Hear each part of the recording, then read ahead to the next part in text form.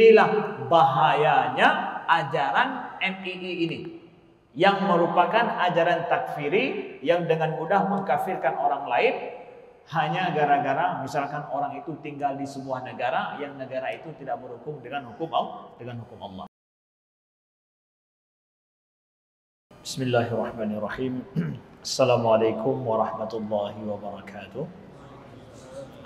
Alhamdulillahirabbil alamin.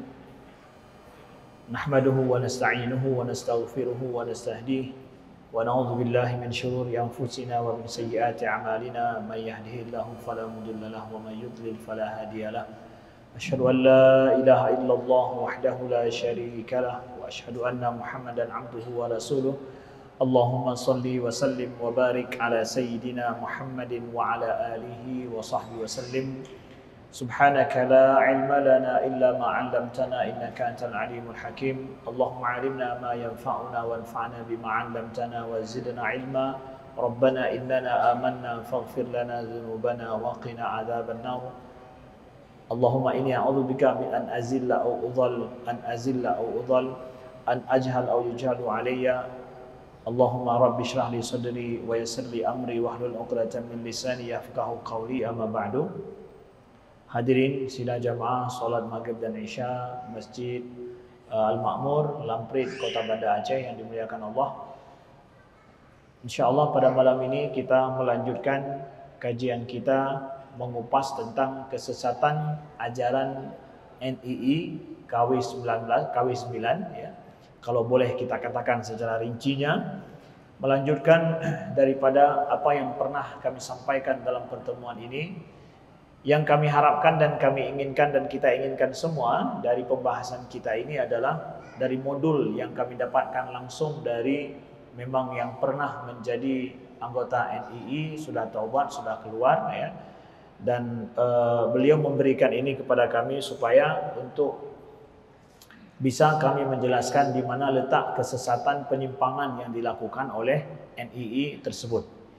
Di awal kita menyatakan bahwa kita tidak ragu-ragu untuk menyatakan bahwa ada terjadinya penyimpangan secara akidah, begitu juga secara syariat ataupun hukum-hukum fikih lainnya yang terjadi di dalam ajaran NII saat ini yang kita ketahui. Masalah apakah sama NII sekarang dengan NII yang dulu, kami tidak masuk pembahasan itu. Tapi apa yang ada saat ini yang diajarkan, bahkan dari saya dapat informasi akan yang mengirimkan kepada kami bahwa di Bandung itu sendiri sampai saat ini banyak sekali mahasiswa yang terjangkit dan menjadi target daripada orang NII tersebut ya. Dan ini memang aktif ajaran NII ini di kalangan mahasiswa, khususnya mahasiswa yang bukan ilmu syariah, yang mereka tidak memiliki basic agama yang baik. Maka di sini kami ingin menyampaikan beberapa poin penting daripada ajaran inti NII tersebut. Kita melihat penyimpangan yang mereka lakukan di mana. Pertama, sebagaimana pernah kami sampaikan sebelumnya, bahwa NII ini telah membagi tauhid itu dibagi menjadi tiga. Ada tauhid rububiyah, ada tauhid mulkiyah, dan ada tauhid uluhiyah atau RMU istilah mereka. Jadi rumusan tauhidnya RMU, rububiyah, mulkiyah, dan uluhiyah. Rububiyah artinya meyakini bahwa semua yang terjadi ya, semua ini diciptakan oleh Allah, Allah yang mengayomi, Allah yang memelihara makhluknya segala sesuatu. Kemudian sedangkan uluhiyah itu adalah tidak ada yang disembah kecuali hanya Allah Subhanahu wa taala, dan mulkiyah itu adalah tidak ada hukum yang boleh di dalam hidup ini kecuali adalah hanya dari hukum Tuhan, hukum Allah. Nah, jadi apabila ada orang yang meyakini ataupun orang yang masih mengakui atau hidup di sebuah negara yang bukan dengan hukum Allah, maka negara tersebut adalah bukan negara Islam, dan orang yang tinggal di bawah naungan hukum negara yang bukan hukum Islam, maka ini dianggap adalah orang-orang musyrikin. Sehingga di dalam modul ini dituliskan kalimat la ilaha illallah maknanya adalah la hukma illa hukmullah, la mulkiyata illa mulkiyatullah, la na'budu illallah. Itu penafsiran dari la ilaha illallah. Maka tauhid la ilaha illallah menurut mereka itu adalah mengandung 3 unsur ini. La hukma illa hukmullah. Bahkan mereka dijadikan nomor 1 itu. La hukma, tidak ada hukum kecuali dengan hukum Allah. Ini persis seperti dakwaan orang Khawarij dulu. Orang Khawarij mengkafirkan Sayyidina Ali dan juga pengikut beliau dan para sahabat yang lain juga karena menurut mereka para sahabat tidak berhukum dengan hukum Allah sehingga dianggap kafir. Nah, orang NII saat ini juga mereka memakai ini, la hukma illa hukmullah, tidak ada hukum kecuali hukum Allah. Wala mulkiyata illa mulkiyatullah, la na'budu illallah. Jadi itu semua adalah kesatuan menurut mereka. Nah, mereka kemudian memakai banyak ayat yang lain. Mereka memakai ayat di dalam di dalam surat Al-Maidah. Yang Allah berfirman, "Wa man lam yahkum bima anzalallah fa ulaika humul kafirun, wa man lam yahkum bima anzalallah fa ulaika humuz zalimun, wa man lam yahkum bima anzalallah fa ulaika humul fasiqun." Siapa yang tidak berhukum dengan hukum Allah maka mereka kafir. Siapa yang tidak berhukum dengan hukum Allah maka mereka orang zalim. Siapa yang tidak berhukum dengan hukum Allah maka mereka adalah orang-orang fasik. Jadi itu mereka katakan diperkuatkan dengan ayat-ayat yang seperti itu sehingga kita yang tidak memiliki basic tentang ilmu agama yang baik, keyakinan agama yang jelas tentang Al-Quran, maka kita akan kena. Nah, ini ayatnya jelas kok bahwa tidak berhukum dengan hukum Allah itu akan menjadi kita orang kafir. Nah, gimana itu? Maka saudaraku yang dimuliakan Allah, kita bisa dapatkan bahwa kalau demikian adanya orang yang tidak berhukum dengan hukum Allah, lalu dijelaskan negara Indonesia ini pakai hukum apa namanya? Ya? Apakah hukum Allah atau bukan? Nah, maka orang yang diam-diam saja dan menerima hukum yang dipakai bukan hukum Allah, maka mereka tidak benar tauhidnya, maka mereka orang musyrikin. Dianggap masih masa jahiliyah. Selama masih masa jahiliyah, maka mereka adalah orang-orang musyrikin, bukan orang-orang muslim yang benar. Lalu dipakaikan konsep ini, kalau demikian adanya haruslah ada hijrah, berpindah dari lingkungan orang musyrikin berpindah kepada lingkungan orang mukmin. Berpindah dengan cara apa? Dengan hijrah. Hijrah kemana? Hijrah membentuk kelompok sendiri. Ada dalam konsep mereka disebut dengan uzlah, mengasingkan diri. Ya, seperti konsep Ashabul Kahfi. Jadi konsep Ashabul Kahfi itu fa'u ilal kahfi itu mereka pakai untuk mengajak orang-orang untuk hijrah, membuat negara lain, tempat baru untuk di mana di situ adalah orang-orang yang mukmin semuanya. Siapa mereka yang mukmin? Adalah yang mengikuti paham mereka saja. Begitu ringkasnya. Jadi dengan demikian kita dapatkan bahwa kalau demikian, pertanyaannya, apakah amalan seorang hamba itu bagian daripada iman atau bukan bagian daripada iman? Kalau seseorang bermaksiat kepada Allah, maksiat dia kepada orang, nggak berhukum dengan hukum Allah, maksiat atau bukan? Ya? Orang yang berzina, maksiat atau bukan? Orang mencuri, berbuat maksiat atau bukan? Itu kan melanggar hukum Allah kan?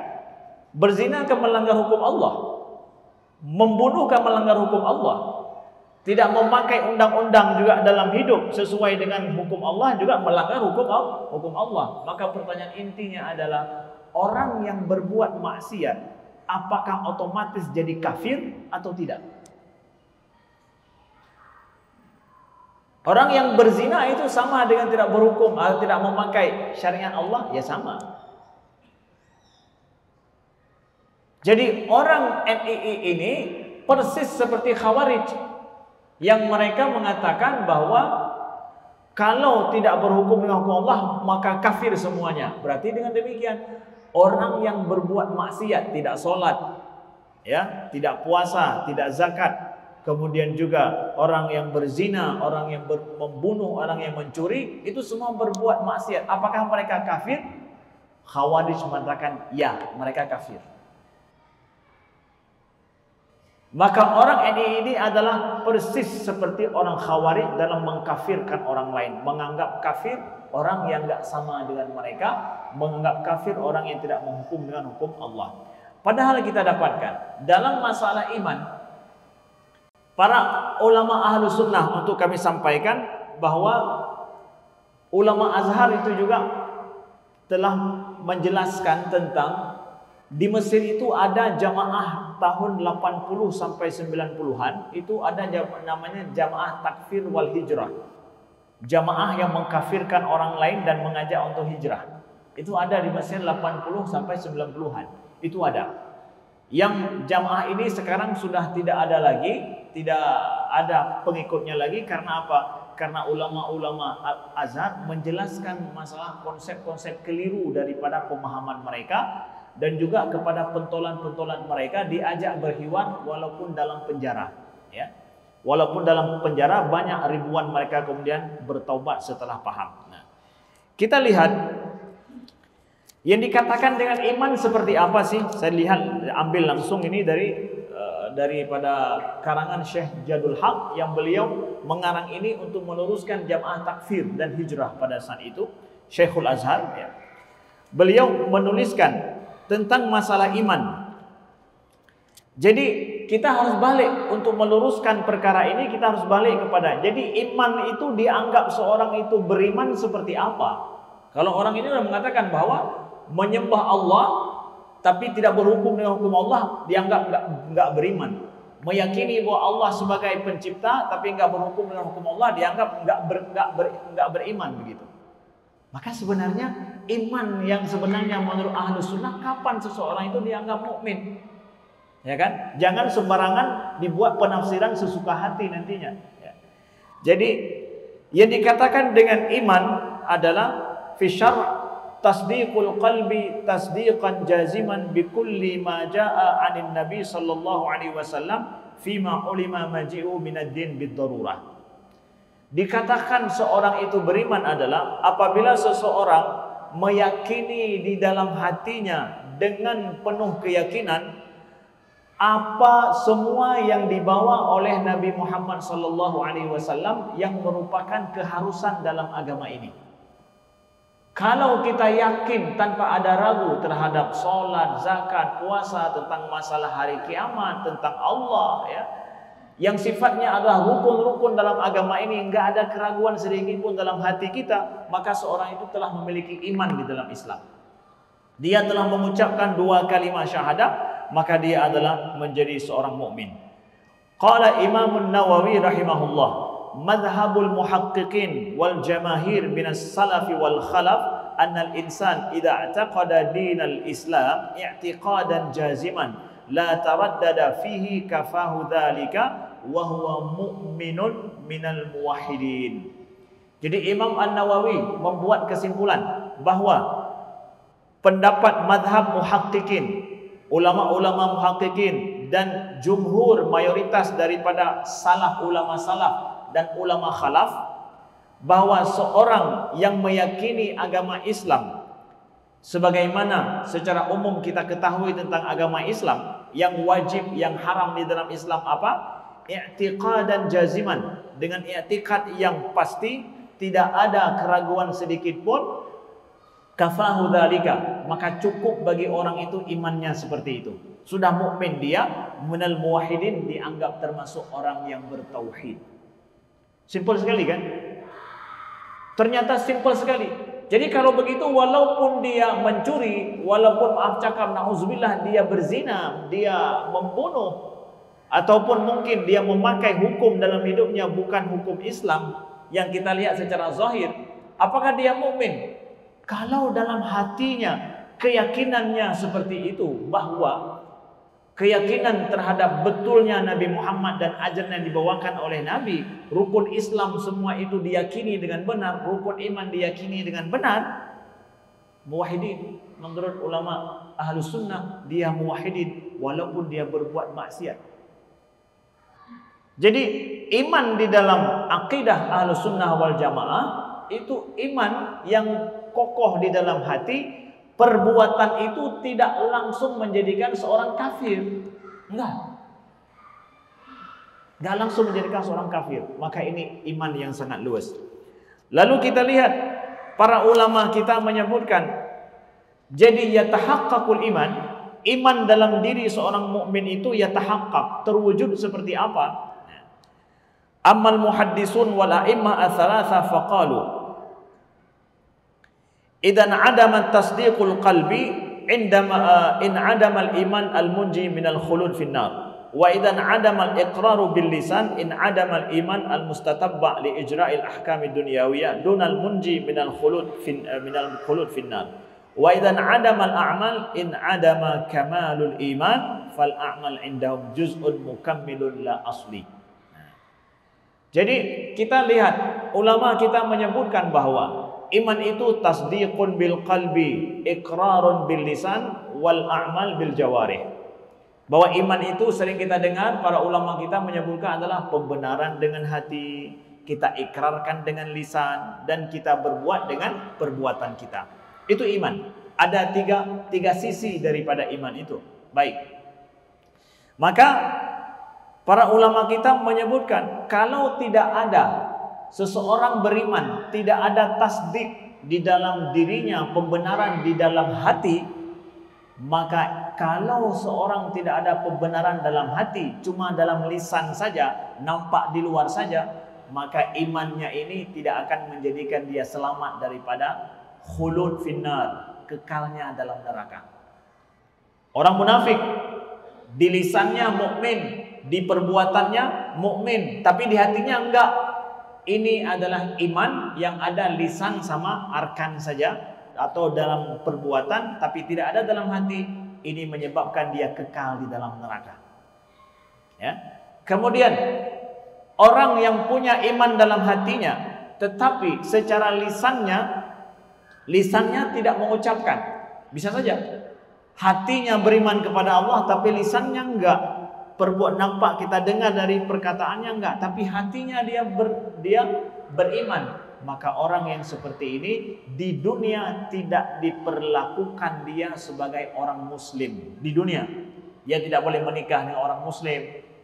Tapi hatinya mungkin dia beriman, tapi enggak mau dia nampakkan dalam lisannya.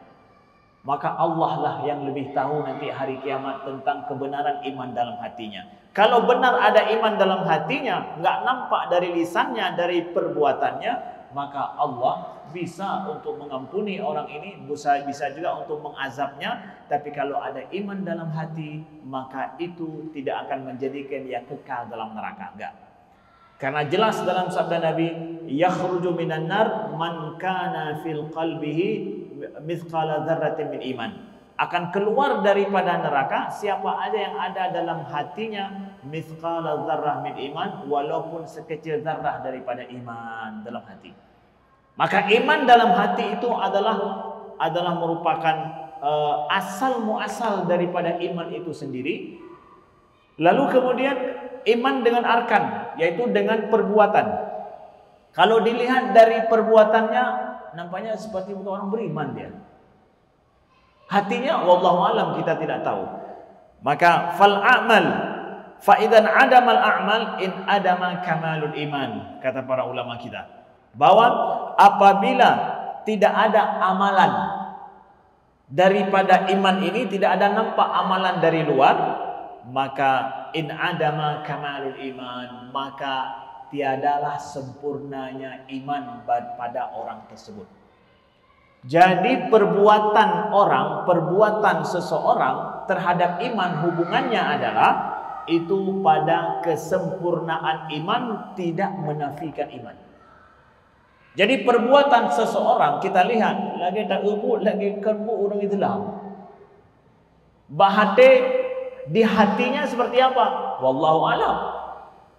Tapi kita kalau seandainya orang itu di hatinya dia jazim, dia yakin akan Nabi Muhammad, yakin terhadap rukun iman, tidak ragu, tapi perbuatannya saja yang amburadul, maka orang ini disebut tidak memiliki kesempurnaan iman, bukan tidak ada iman.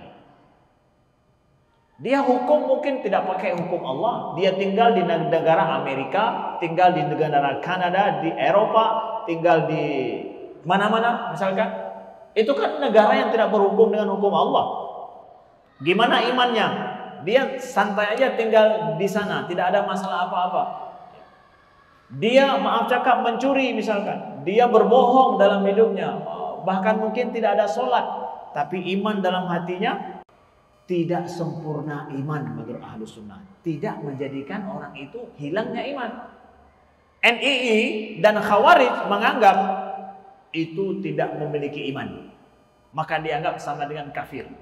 Terus di hatinya dia yakin kepada Allah.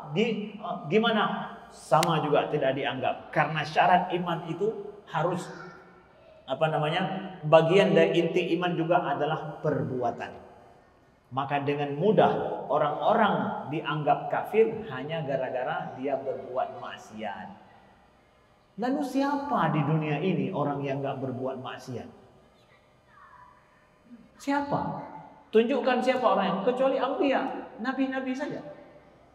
Selain daripada nabi, ada saja maksiat dengan berbagai macam tingkatannya yang ketahuan atau tidak ketahuan. Kan begitu. Inilah bahayanya ajaran NII ini, yang merupakan ajaran takfiri yang dengan mudah mengkafirkan orang lain hanya gara-gara misalkan orang itu tinggal di sebuah negara yang negara itu tidak berhukum dengan hukum Allah. Baik. Kemudian ayat-ayat yang sering dipakai untuk menyatakan barang siapa yang tidak berhukum dengan hukum Allah, maka orang tersebut dianggap adalah faulaika humul kafirun. Tidak berhukum dengan hukum Allah, maka mereka adalah orang-orang dianggap sebagai orang kafir. Ya. Gimana kita menjelaskan tentang ayat ini? Ya.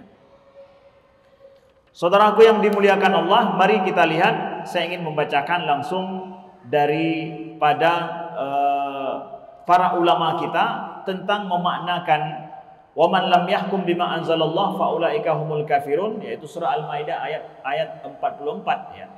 Ini sering dijadikan ayat untuk memperangkap orang lain, untuk menyatakan bahwa nih lihat negara ini adalah negara tidak berhukum dengan hukum Allah, maka ini negara tauhid. Ya. Ini ajaran banyak diajarkan oleh kelompok-kelompok yang menyimpang di dalam Islam untuk memerangi, ya, baik dipakai untuk memerangi pemerintah, dipakai juga untuk menyatakan sebuah negara itu dianggap kafir. Kita lihat saudaraku, beberapa tafsir. Pertama adalah tafsir Imam Fakhruddin Ar-Razi. Beliau menyebutkan qala Ikrimah qaulu wa man lam yahkum bima anzalallah faulaika humul kafirun. Siapa yang tidak berhukum dengan hukum Allah, maka mereka adalah orang-orang kafir. Innama yatanawal kullu man ankara biqalbihi wa jahada bilisanihi.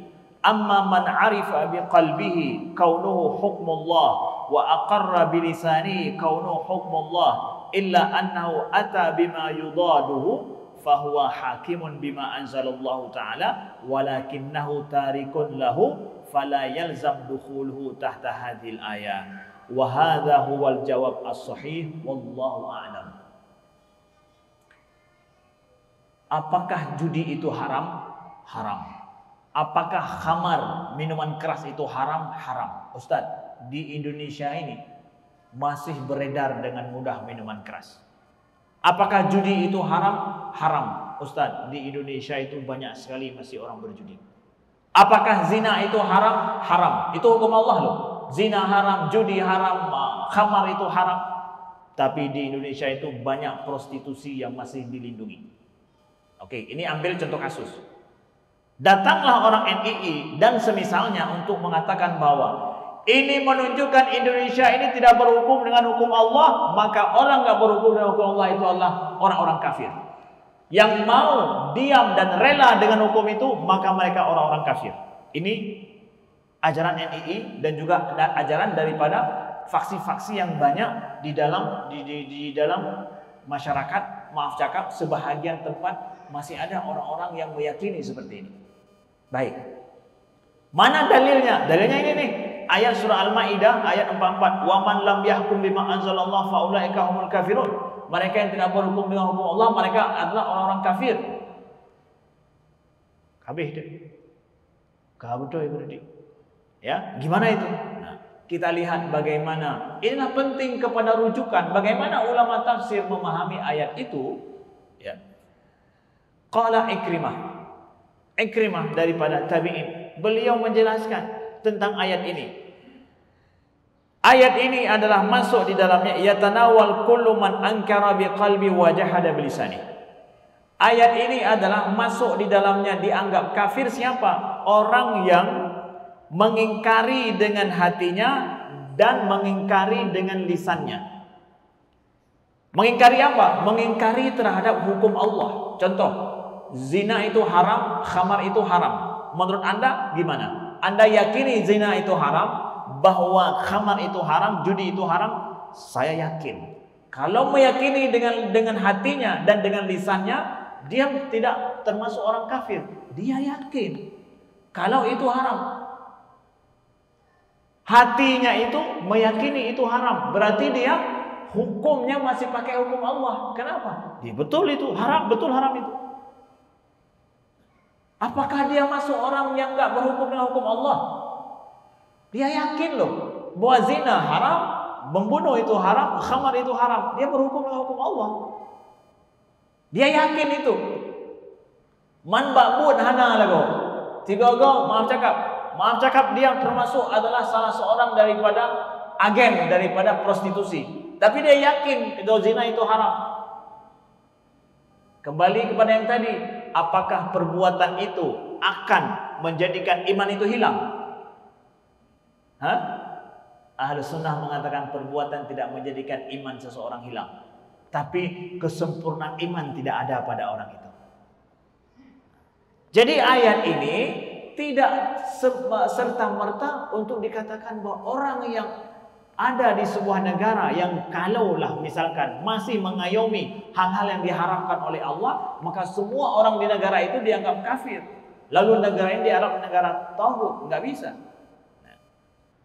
Lalu kemudian amma man arifa biqalbihi kaunu hukmullah. Siapa yang mengetahui dengan hatinya itu hukum Allah, wa aqarra bilisanihi kaunu hukmullah illa anau ata, tetapi dia juga mengikrarkan dengan lisannya bahwa itu hukum Allah, tetapi perbuatannya enggak sesuai dengan hukum Allah, fahuwa hakimun bima anzalallah, maka orang itu dianggap berhukum dengan hukum Allah. Hatinya masih yakin sesuai dengan hukum Allah. Walakinnahu tarikun lahu, tetapi dia meninggalkan hukum Allah, tidak mengamalkannya. Fala yalzam dukhuluhu tahta hadil ayah, maka orang yang masih hatinya meyakini seperti difirmankan oleh Allah, walau perbuatannya enggak sesuai dengan apa yang dia yakini, maka dia enggak masuk dalam ayat ini, enggak bisa dihukumkan dia itu kafir. Wa hadha huwal jawab as-sahih wallahu alam. Imam Ar-Razi mengatakan inilah pendapat yang sahih dalam ayat ini, wallahu alam, kata Imam Ar-Razi. Beliau ambil pendapat daripada tabi'in. Beliau sampaikan tentang pemahaman ayat ini. Lihat itu Ahlus Sunnah. Betapa rahmatnya pemahaman Ahlus Sunnah. Ahlus Sunnah harus dipilah-pilah. Disinilah letak penyimpangannya.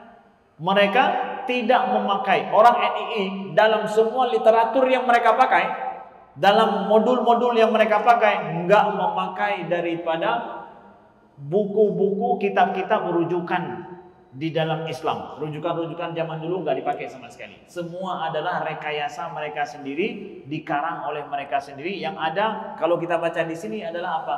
Yang ada adalah koran, opini-opini koran.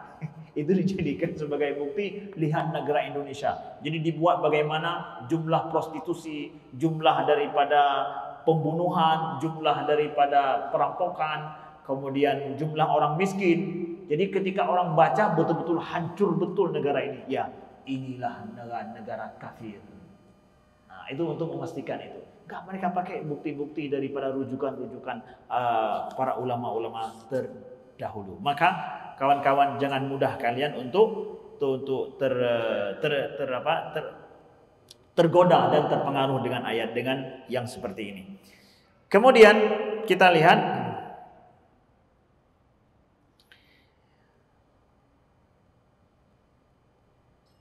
Imam Rashid Ridha menyebutkan juga bahwa ikhtalafa ahlus sunnah fa dhahaba ba'dhum ila anna khassatan bil yahud wa ba'dhum ila anna al-ayula bil muslimin wa thaniyah lil yahud wa thalitha lin nasara. Ada juga pendapat ulama ahlus sunnah yang mengatakan ayat itu dikhususkan untuk orang Yahudi dan diturunkan memang dalam konteksnya bicara tentang orang Yahudi dalam surah Al-Maidah.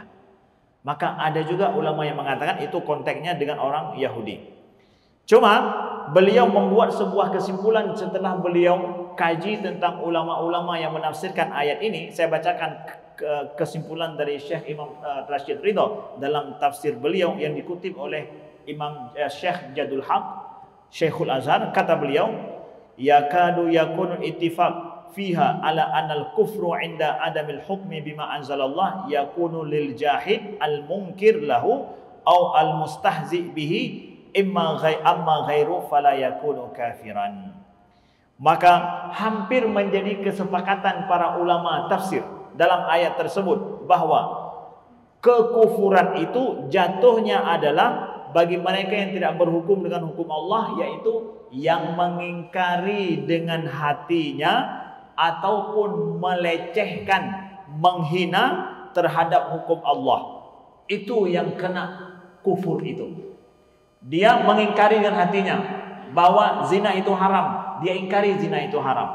Mencuri itu haram, dia ingkari mencuri itu haram.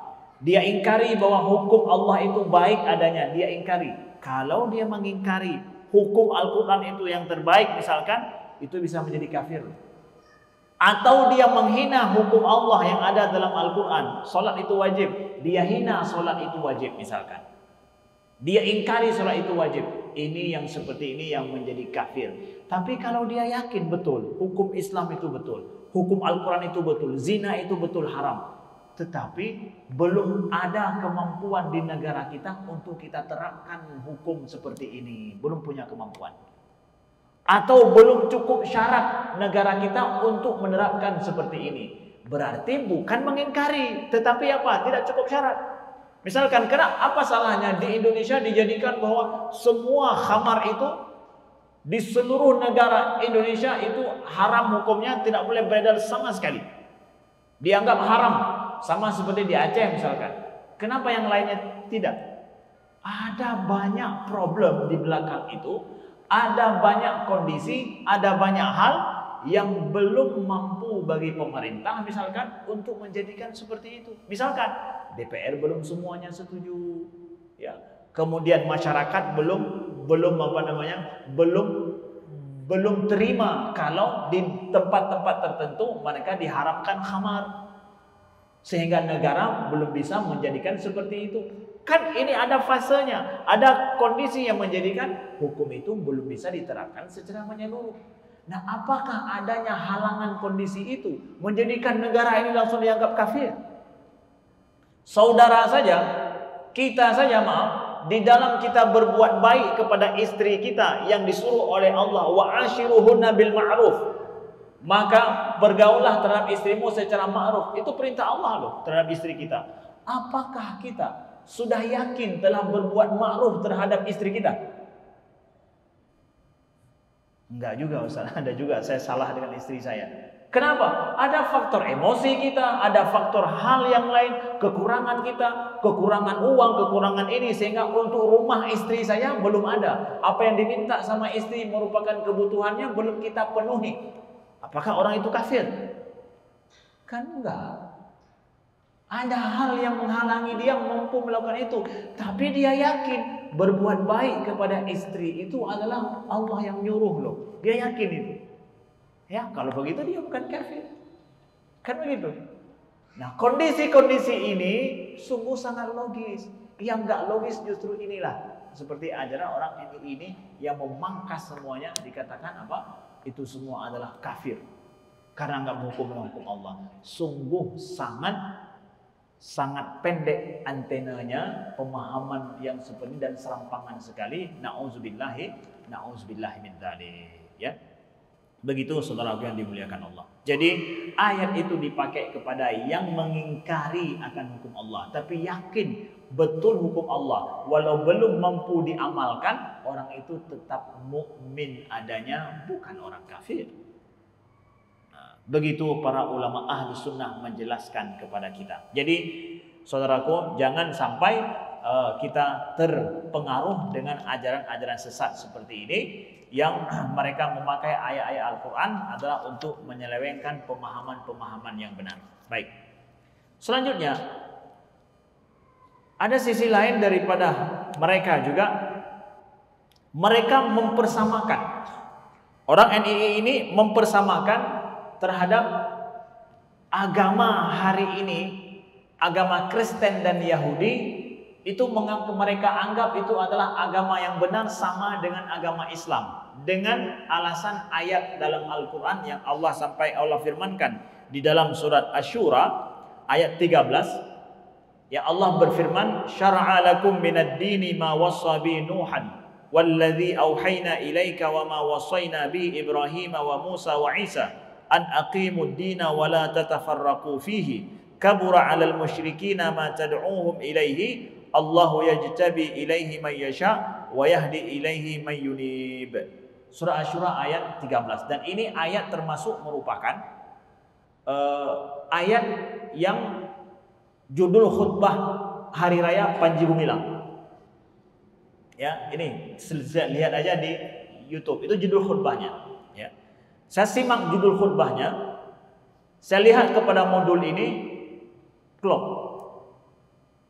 Walaupun dari sisi bahwa toleransi, ini kan toleransi beragama, maka dalam ayat ini dipahamkan oleh mereka apa?